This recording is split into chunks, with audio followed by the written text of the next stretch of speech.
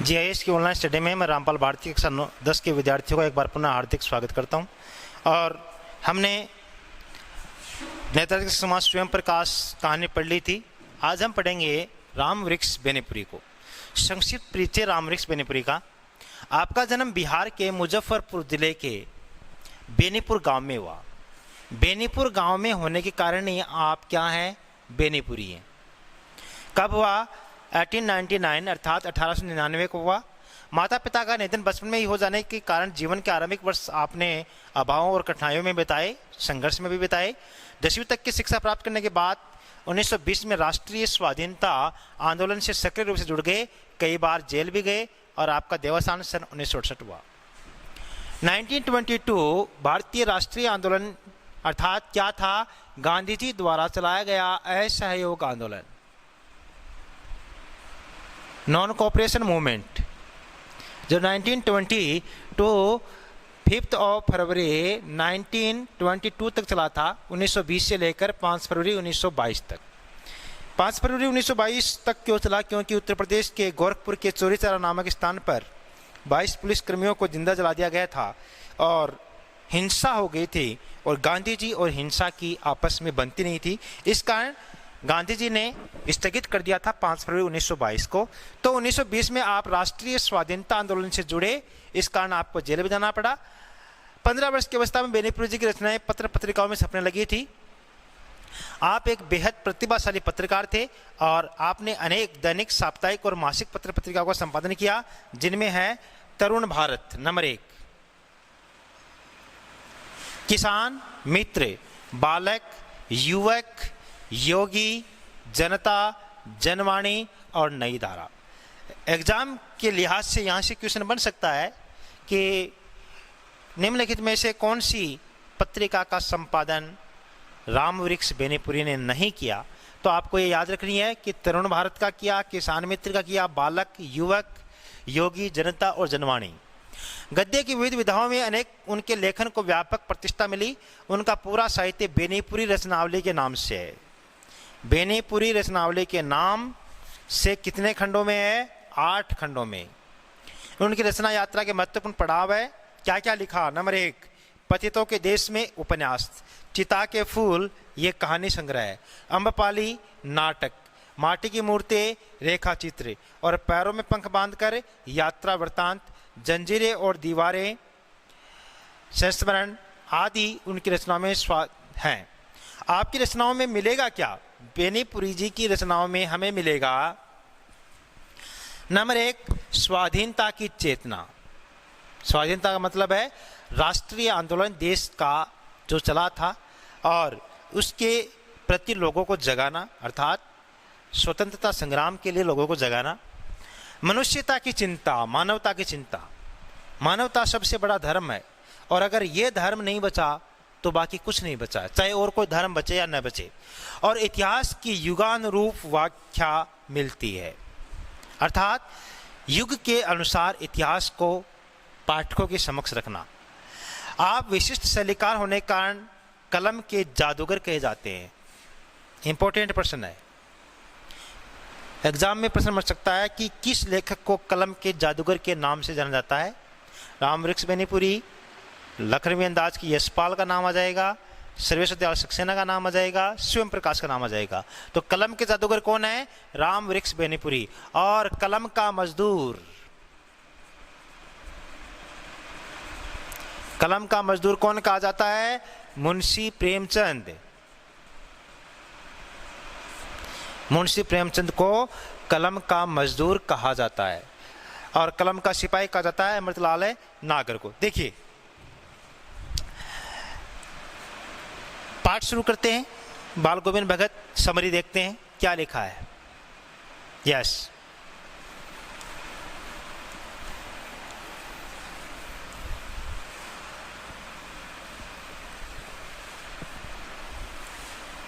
हाँ, बाल गोविंद भगत यह है अपने पाठ का नाम। पहला ही प्रश्न यहां से निकल रहा है कि बाल गोविंद भगत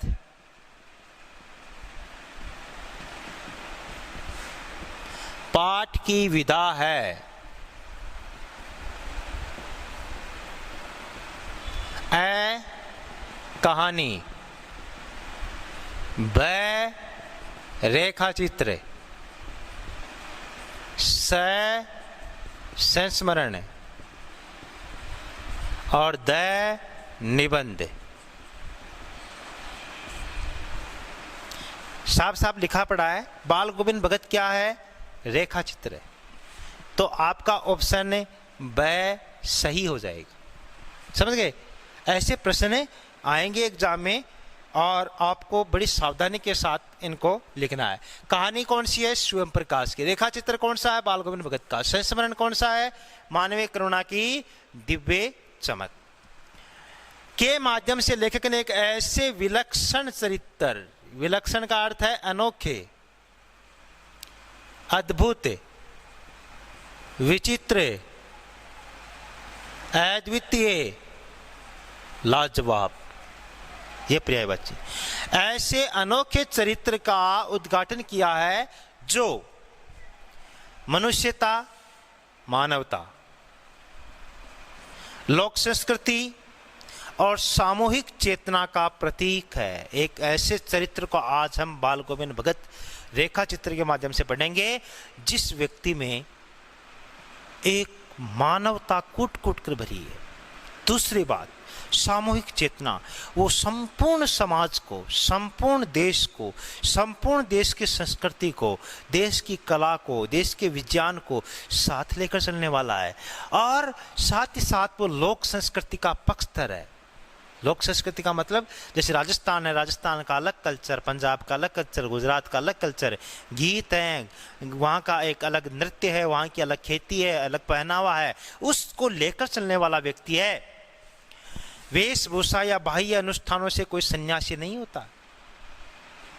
गेरवे कपड़े पहन लेने से, हाथ में कमंडल लेने से और 108 मणियों की माला लेने से कोई सन्यासी नहीं होता है। सन्यास या सन्यासी, बाह्य अनुष्ठान, देखो क्या लिखा है, एक तो वेशभूषा, दूसरा बाह्य अनुष्ठानों से, दिखावे से, दिखावे से कोई सन्यासी नहीं होता है। सन्यास का आधार जीवन के मानवीय सरोकार होते हैं।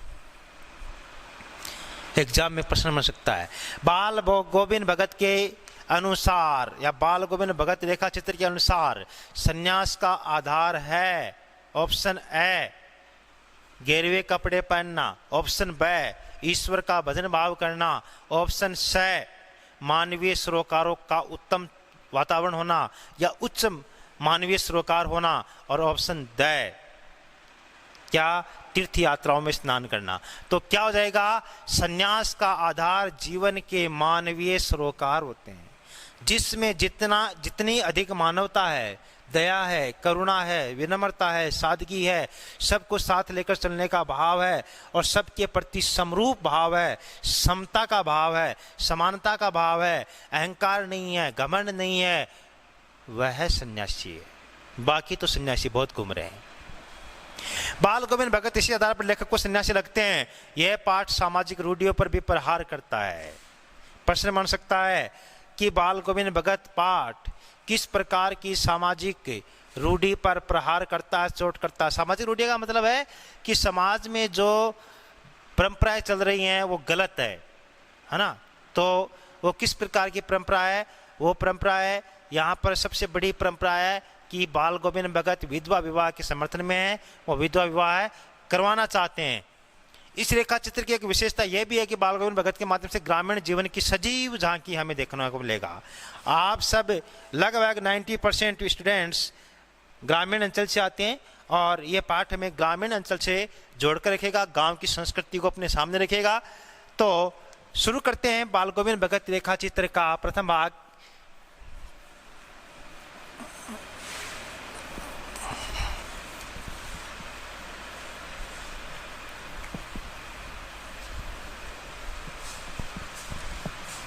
यस,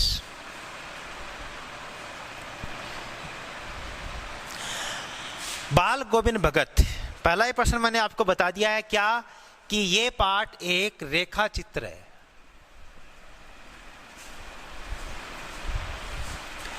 बाल गोविंद भगत मंझोले कद के गोरे चिट्ठे आदमी थे। यहां से प्रश्न स्टार्ट हो रहा है। 2 नंबर का प्रश्न अगर मैं बनाऊं तो बाल गोविंद भगत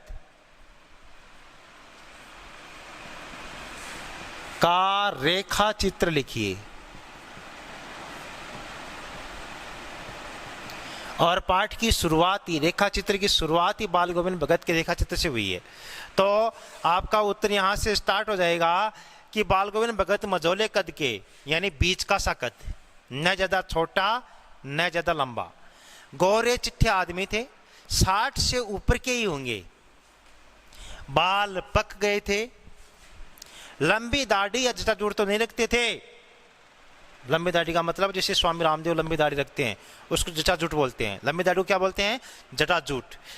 किंतु हमेशा उनका चेहरा सफेद बालों से ही जगमग किए रहता, कपड़े बिल्कुल कम पहनते, कमर में एक लंगोटी मात्र और सिर में कबीर पंथियों की सी कनपटी टोपी। जब जाड़ा आता अर्थात सर्दियों का मौसम आता,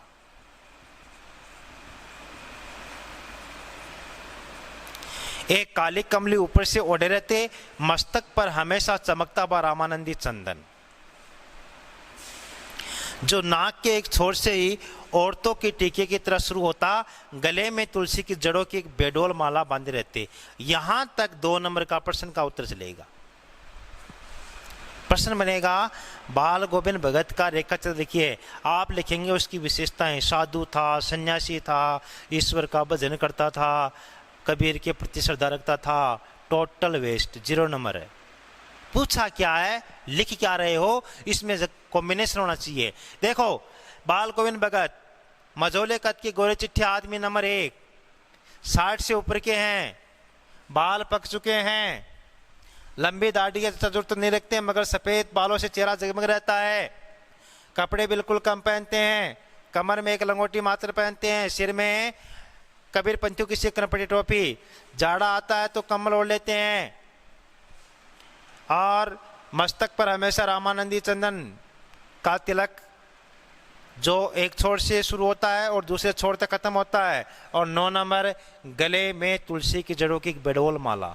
ये 9 विशेषताएं बाल गोविंद भगत के रेखा चित्र की। समझ गए आप?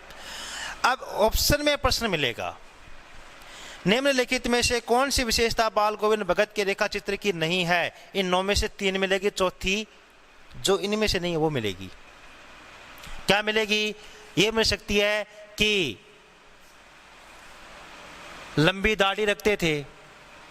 अब देखो लंबी दाढ़ी रखते नहीं है, तो ये उत्तर सही हो जाएगा, है ना। और कपड़े बहुत ज्यादा पहनते थे, ये मिल जाएगा, तो कपड़े तो कम पहनते हैं, है ना। या धोती पहनते थे, धोती पहनते नहीं, एक लंगोटी मात्र पहनते हैं। जो नहीं है वो मिलेगा, तो इसका आपको ध्यान रखना है। हाँ, आगे देखो, ऊपर करते हैं।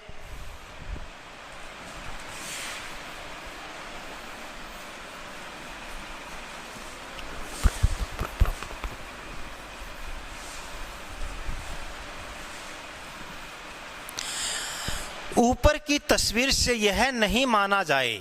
ऊपर की तस्वीर कौन सी? ऊपर की तस्वीर कौन सी? ऊपर की तस्वीर वही क्या कि बाल गोविंद भगत मझोले कद के गोरे चिट्ठे आदमी हैं, कपड़े कम पहनते हैं, रामानंदी चंदन का तिलक लगाते हैं, और एक सर्दियों में कंबल ही ओढ़ते हैं, है ना। इस तस्वीर से, बाल गोविंद भगत के इस रेखा चित्र से यह नहीं माना जाए कि बाल गोविंद भगत साधु थे। आप कहीं ये मान लो कि वो साधु थे, नहीं, बिल्कुल गृहस्थ हैं। जो घर बार चलाते हैं वो क्या होते हैं? गृहस्थ। उनकी गृहिणी की तो मुझे याद नहीं, उनके बेटे और पुतों को तो मैंने देखा था, थोड़ी खेती बाड़ी भी की थी। खेती बाड़ी को क्या लिखा है? बारी, अड़ी की जगह देशज शब्द प्रधान है, और ग्रामीण भाषा का प्रयोग है। ग्रामीण अंचल की भाषा, एक अच्छा साफ सुथरा मकान भी था उनके। किंतु खेती बाड़ी करते, परिवार रखते भी बाल गोविंद भगत साधु थे। देखो, एक तरफ तो कह रहे हैं ऊपर की तस्वीर से यह नहीं माना जाए कि वो साधु थे, नहीं, बिल्कुल गृहस्थ है। इधर नीचे कह रहे हैं कि ये काम करते हुए भी वो क्या है? साधु है। मतलब साधु होता कौन है?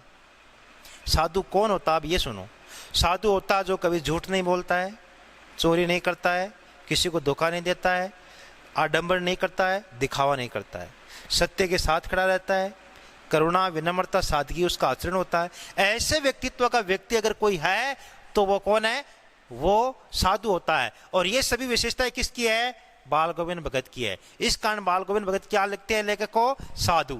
साधु की सब परिभाषाओं में खरे उतरने वाले, साधु की जितने भी परिभाषाएं हैं उन सब में बाल गोविंद भगत एकदम खरे उतरते हैं। कौन सी?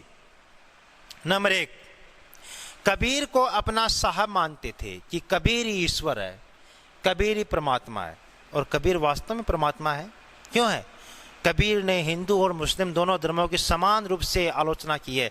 जितने भी आडंबर दोनों धर्मों में हैं उनको उन्होंने खुले में रखा है और लोगों को सात्विकता, आदर्श पर चलने का उन्होंने संदेश दिया है। उन्हीं के गीतों को गाते, उन्हीं के आदेशों पर चलते, कभी झूठ नहीं बोलते। नंबर 1, खरा व्यवहार रखते।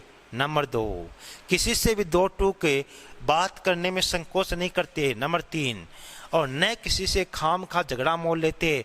4, किसी की चीज नहीं छूते बिना पूछे। नंबर 5, और न ही व्यवहार में लाते।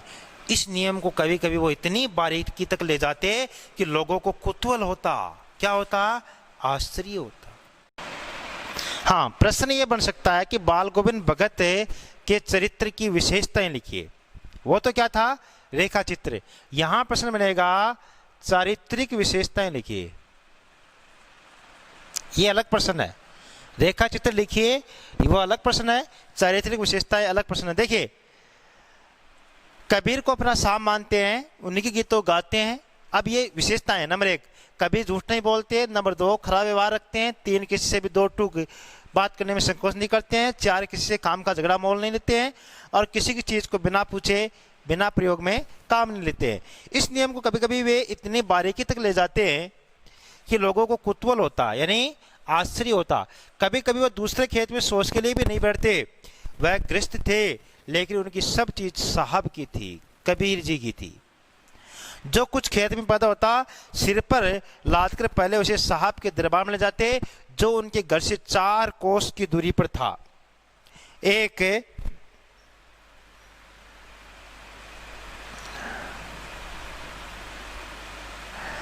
कबीरपंथी मठ से मतलब वह दरबार में भेंट रूप रख ले जाकर प्रसाद रूप में जो उन्हें मिलता उसे घर लाते और उसी से अपना गुजारा चलाते। देखिए, कबीर को वे अपना साहब माना करते थे। और लेखक ने क्या बताया है कि जितना अनाज उसके खेत में पैदा होता, पूरा का पूरा अनाज अपने घर से 4 कोस की दूरी पर, तकरीबन 12 किलोमीटर की दूरी पर कबीर मठ था। क्या था? कबीर मठ। उस मठ में वे दान कर देते और वहां से प्रसाद रूप में जो कुछ मिलता, क्या मिलता? प्रसाद के रूप में भेंट दे देते पूरा खेत के पूरी फसल, और उससे आगे आने वाले 12 महीने अपना गुजारा चलाते। ये ऐसा कौन करता है? ऐसा तो बाल गोविंद भगत ही कर सकता है। ऐसा तो एक साधु ही कर सकता है। इसी कारण बाल गोविंद भगत लेखक को साधु लगते हैं। इस कारण नहीं कि वे गेरुए वस्त्र पहनते हैं, वो ईश्वर का भजन करते हैं, वे तीर्थ यात्राएं करते हैं। नो, वे किस कारण साधु लगते हैं? कि वे किसी से भी झगड़ा मोल लेते हैं, सच को सच कहते हैं, झूठ को झूठ कहते हैं, अर्थात खराब व्यवहार रखते हैं, बिना पूछे किसी की चीज को काम नहीं लेते हैं। कबीर को भी अपना साहब मानते हैं। जितना भी खेत में अनाज पैदा होता है वो पूरा पूरा कबीर मठ में दान देते हैं। प्रसाद रूप में जो कुछ मिलता है वो अपने घर पर ले आते हैं। इन सब विशेषताओं के कारण लेखक को बाल गोविंद भगत एक साधु लगते हैं।